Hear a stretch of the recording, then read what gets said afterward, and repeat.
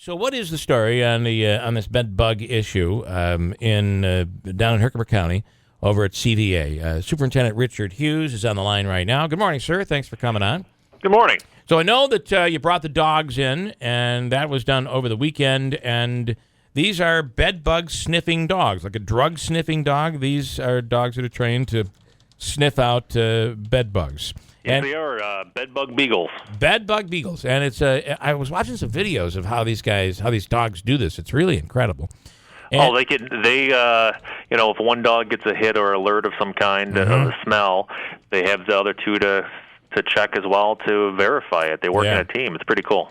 So, and this was a $9,000 expense. Correct. Now, a few weeks ago, maybe it's close to a month ago, a story broke that there was a bed bug issue at the Remington Elementary, which is the Pathways School. And that, correct me if I'm wrong, that has kids coming from all over the county, right, into that school? Yep, that's a BOCES run school. It has some adult ed programs. It has alternative education program and things like that. Yeah, it's a BOCES run. So we have kids from all districts in the county. The other thing that is worth talking about here is this is not a rare situation of bed bugs in schools or public facilities. You always kind of think of bed bugs as just being what they're called, bed bugs. They're in your mattress or something, but it is common. It is extremely common across the country right now with bed bugs in schools. So this is, again, it's not something that's completely uncommon. Now, you guys did the testing over the weekend.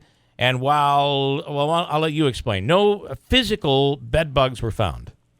So they did the elementaries on Friday evening, and then our middle school, Jarvis, on Saturday, and the high school on Sunday, and go through the team. Our head of building and grounds, Brady Boyd, accompanied as well, and they go through, and throughout the 4 schools over those 3 days, they had 65 alerts.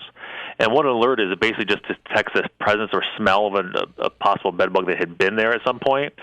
But as they explained, if somebody was exposed to a bed bug somewhere else, that smell can easily pass from their clothing onto somebody else's clothing or to a wall or to a book bag. So that smell transfers multiple times. Mm-hmm. So every time they get an alert, they check to see where the alert place is, and they look to see if there's any evidence that a bed bug activity had occurred, whether it's eggs, leftover calf skins, fecal material. And even with the 65 alerts, they found no evidence of any bed bugs being present. 65, was it 65 alerts that were discovered by these dogs? Yeah, and about 600,000 square feet of buildings. That's right. As Damien from Orkin put it. You'd expect probably more alerts than that, but we had them. They explained to us, and this is a learning experience for me as well, even though I was a biology teacher, that schools and places where people gather kind of act like airports. So while you're home or places that you live and they really want to stay, bed bugs only come out to feed when the host, the person is sitting still or laying still for a few hours, and then they come out because they know it's safe. They don't want to be anywhere there's near heat. They don't want to be anywhere where there's light and things like that. So they tend to stay in the dark, and so things that come in and out. Luckily, we didn't find any, but we're going to go through and do a lot of training and some periodic checks and inspections with our people, and just kind of train our staff so we can help train our let our parents and others know how to look for them and what the issues may be. How do you is there any talk? Have you spoken with fire department or the village? Is there any issue in the community where bed bugs might be prevalent, because it could be coming from a house, or it could be coming from anywhere, from another school? They could be, that's exactly it. They said they do these cases all the time. Looking in, you go to the movie theater, right? He said that Orkin had said, and I looked up and seen the research too, that you find them everywhere, anywhere people go. Yeah. You're going to find most likely traces of them, and if it's someplace that's quiet and dark, that they can hide out and maybe come out and feed. Weird way to put that, but they do come out and feed. They're there. The one interesting piece that he did say was, we worry about bed bugs, and I can understand that they make you kind of itchy. Yeah. Everybody's itching here in the studio right now. Sorry about that. I'm in a ball in the corner. Yeah. But there's been no cases of bed bugs or research-wise passing on any kind of diseases from one person to the next. They don't, and it's just this. It's kind of grossness to them that just because we're sleeping or something like that. It's kind of crawly. You have something? Well, I wanted to ask in your conversation with the orkin guy there. You hear with some other insects, like if you step on it and kill it, then if you can transport eggs on your shoe, and then all of a sudden that insect is at your house or something like that.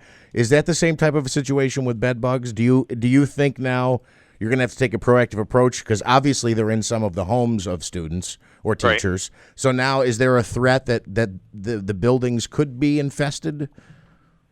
I mean, the way they explained it, there's constantly a threat of bed bugs, just like there's lice and other pests. Sure. Some of the best things to do is regularly wash your sheets and and inspect any place where there's clothing.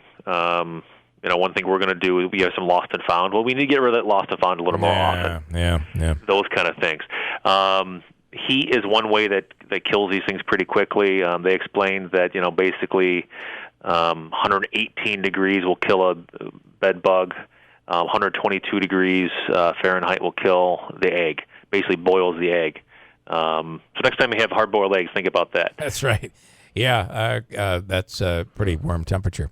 Considering I have a tough time getting into a 104-degree hot tub. Couple things on this. Bed bugs can fly, but they cannot fly. No. And bed bugs do not reproduce quickly, and I think that is really, really important here to keep in mind. They basically lay an egg a day, not like lice and other pests.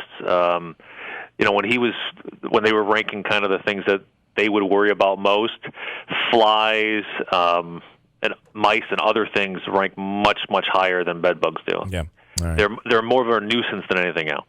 So, in your in Orkin's opinion, not a good idea to spray right now. Correct. And that while there is a scent being picked up, they're saying that might happen in a situation anyway. But no evidence of bed bugs, which I'm sure will make a lot of parents feel comfortable. That's exactly why we did the inspection, and then luckily it came out that way. And they do not recommend any treatment because, as they said, any treatment would last 16 to 90 days, and once the treatment's done, we could, somebody could bring something in, and we just got to be vigilant and train our staff and others to be aware. I'm sorry I didn't get this part of the story, but did you have an Orkin treatment back in January at the Remington School when that was discovered there? I don't know, because BOCES runs that building. So. Got it. Okay. All right. Interesting stuff. Who'd have been thinking we've been talking about bed bugs? But I know.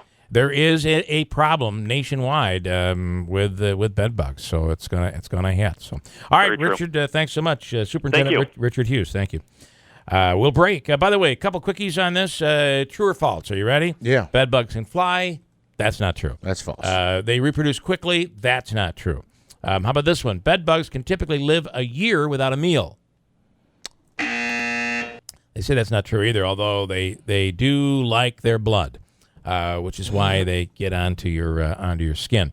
Bed bugs only bite at night. Not true. Bed bugs live exclusively in the mattress. We know that's absolutely not true. They can be anywhere, but they don't like to be under clothing. It's not like they're going to be on your person. You might see a bed bug hanging on to a backpack or something like that because they don't. That's where he was talking about. They don't like hot conditions. They prefer unsanitary urban conditions. Not true. Bed bugs travel on bodies. Not true. They like to hitch a ride. Transmit disease. Superintendent Dr. Hughes talked about that. That's not true. And the other thing that I found that was kind of interesting out of this is how they do not populate quickly. Unlike some of these other things that even flies. Think of the number of eggs that a fly will lay. Bed bugs don't necessarily do that. Nobody wants them, but I think they're tough to get rid of. But at the same time, they seem like they have it under control. Yeah, and it's just more of a nuisance based on what, It's not a... It's bugs. Look, you're all scratching, right? I cannot stop. All right.